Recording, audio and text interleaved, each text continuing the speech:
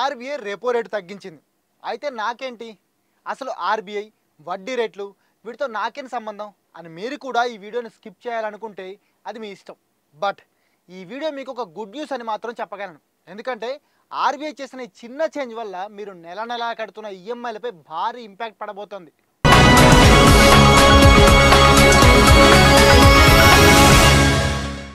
ఏంటో ఈ మధ్య అన్ని గుడ్ న్యూస్లే వింటున్నా అనిపిస్తుంది. వారం క్రితం కేంద్ర ప్రభుత్వం 12 లక్షల సంపాదన వరకు నో ఇన్కమ్ ట్యాక్స్ అని చెప్పి ఊహించలేనంత ఆనందం ఇచ్చింది.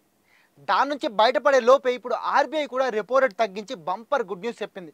అయితే సాధారణంగా ప్రతి ఏడాది ద్రవ్యోల్బణం, బ్యాంకుల పరిస్థితి అంచనా వేసే ఆర్బీఐ రెపో రేటును తగ్గిస్తూ పెంచుతూ ఉంటుంది. అప్పుడెప్పుడో 5 ఏళ్ల క్రితం 2020లో 0.40% రెపో రేటును తగ్గించిన ఆర్బీఐ ఆ తర్వాత రష్యా ఉక్రెయిన్ యుద్ధం టైంలో మళ్ళీ పెంచేసింది. ఇక 2 ఏళ్లుగా అటు తగ్గించకుండా ఇటు పెంచకుండా సేమ్ రెపో రేట్ కంటిన్యూ చేస్తూ వస్తోంది. కానీ మళ్ళీ ఇన్నేళ్ల తర్వాత ఫస్ట్ టైం రెపో రేటును తగ్గించి మనందరికీ గుడ్ న్యూస్ చెప్పింది ఆర్బీఐ. ఇది ముఖ్యంగా మిడిల్ క్లాస్కి చాలా రిలీఫ్ ఇచ్చే గుడ్ న్యూస్, అందులో ఎలాంటి డౌట్ లేదు. అయితే ఈ రిలీఫ్ ఎలా వస్తుంది? దీనికి మన ఈఎంఐలకి లింక్ ఏంటి?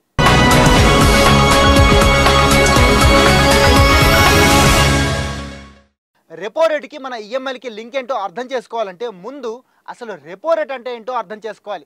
రెపో రేట్ అంటే సింపుల్గా చెప్పాలంటే మనం ఎలాగైతే బ్యాంకుల నుంచి లోన్ తీసుకున్నప్పుడు ఆ బ్యాంకులు మనపై వడ్డీ వేస్తాయో అలాగే కమర్షియల్ బ్యాంకులు ఆర్బీఐ నుంచి లోన్ తీసుకున్నప్పుడు దానిపై ఆర్బీఐ వేసే వడ్డీ రేటే రెపో రేటు.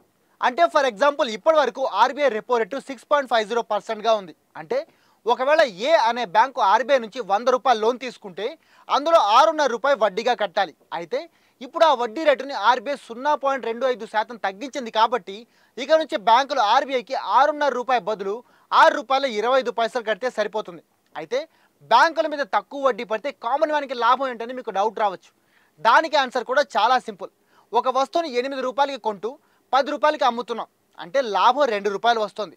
ఒకవేళ ఆ వస్తువు రేటు 7 రూపాయలకి తగ్గిపోయింది, అప్పుడు మనకి 2 రూపాయలు లాభం రావాలంటే 9 రూపాయలకి అమ్మితే సరిపోతుంది. అంటే దీనివల్ల ఆ వస్తువుని కొనే పర్సన్ రూపాయి లాభం పొందుతాడన్నమాట. సేమ్ అలాగే ఇక్కడ కూడా ఆర్బీఐ 0.25% రెపో రేటుని తగ్గించడం వల్ల బ్యాంకులు కూడా కస్టమర్స్ నుంచి వసూలు చేసే వడ్డీని తగ్గించే ఛాన్స్ ఉంది. దీనివల్ల నెల నెల ఈఎంఐలు కట్టే వాళ్ళకి దీనిపై కట్టే వడ్డీ తగ్గుతుంది. ఇదన్నమాట అసలు సంగతి. అయితే ఇక్కడ చిన్న ట్విస్ట్ ఉంది. అదేంటంటే ఆర్బీఐ రెపో రేట్ తగ్గించినంత మాత్రాన బ్యాంకులు కూడా వడ్డీ రేట్లు తగ్గించాలని లేదు. కొన్నిసార్లు ఆర్బీఐ వడ్డీ రేటు తగ్గించినా బ్యాంకులు మాత్రం కస్టమర్ల నుంచి వసూలు చేసే వడ్డీని తగ్గించవు. ఇలా చేసి వాటి లాభాలు పెంచుకుంటాయి. ఈ డెసిషన్ తీసుకునే పూర్తి పవర్ కూడా బ్యాంకుల చేతిలోనే ఉంటుంది. మరి చూడాలి బ్యాంకులు ఏం చేస్తాయో. మరి మీరేమంటారు? బ్యాంకులు ఎలాంటి డెసిషన్ తీసుకోవాలని మీరు అనుకుంటున్నారు? అలాగే ఈ వీడియో వల్ల మీకు ఆర్బీఐ రెపో రేట్ గురించి కంప్లీట్ ఇన్ఫర్మేషన్ వచ్చిందా? అయితే మీ ఒపీనియన్ కామెంట్ చేసి చెప్పండి.